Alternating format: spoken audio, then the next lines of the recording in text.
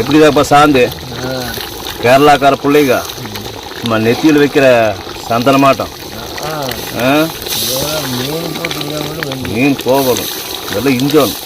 இந்த வெங்காயம் தக்காளி எல்லாம் சாந்துலேயே கரையணும். எப்படி சாந்து இந்த மழை காலத்துக்கார பிள்ளைங்க நெத்தியில் வைக்கிற சந்தன மாட்டோம் கராது. சூப்பர் வா.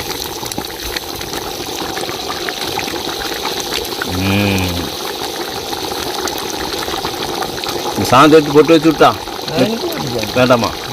அந்த பிள்ளைகளுக்கே வச்சுக்கலாம். ஆனதாக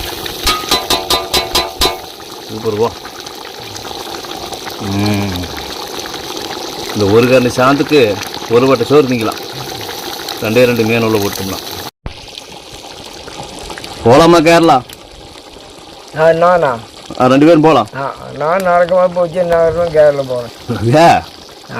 நான் குதிரை வாங்கிட்டு வர, குதிரை 2 பேரும் போகலாம். பொடுக்குன்னு நீ முன்னால் கொந்துக்க, நான் பின்னால் கொந்து நீ பிடிச்சிக்கிறேன். 2 பேரும் குதிரையில் அப்படியே தார் ரோட்டில் போக வேண்டாம். அப்படியே இந்த பாங்காட்டு வழியே நேராக தெங்கு மரகடா குதிரையில் போய் திம்பம் போய் திம்பத்துலேருந்து தலைமொழி வழியாக போய் தாளவாளி சேர்ந்து அப்படியே சருகில் மாயாத்து படுகளை இறங்கி அப்படியே அள்ளையில் இந்த மேட்டுப்பாளையத்து பில்லூர் டேமுக்குதெல்லாம் அந்த சருகு வழியாக அப்படியே போனோம்னா கரெக்டாக முள்ளி பார்டர் வந்துடும். முள்ளி பார்டர் போய் அப்புறம் மேல்மட்டம் போனோம்னா குறுக்கு தடத்தில் பாங்காட்டு தடத்தில் அப்படியே போனோம்னா கேரளா முள்ளி பார்டர் போனோம்னா ஒரு ஒரு பாங்காட்டு பள்ளம் தாண்டோம்னா தண்ணி போகு, குதிரை போய்க்கு அப்படியே போய் உள்ளே போனோம்னா கேரளாவுக்கு போயிடலாம்.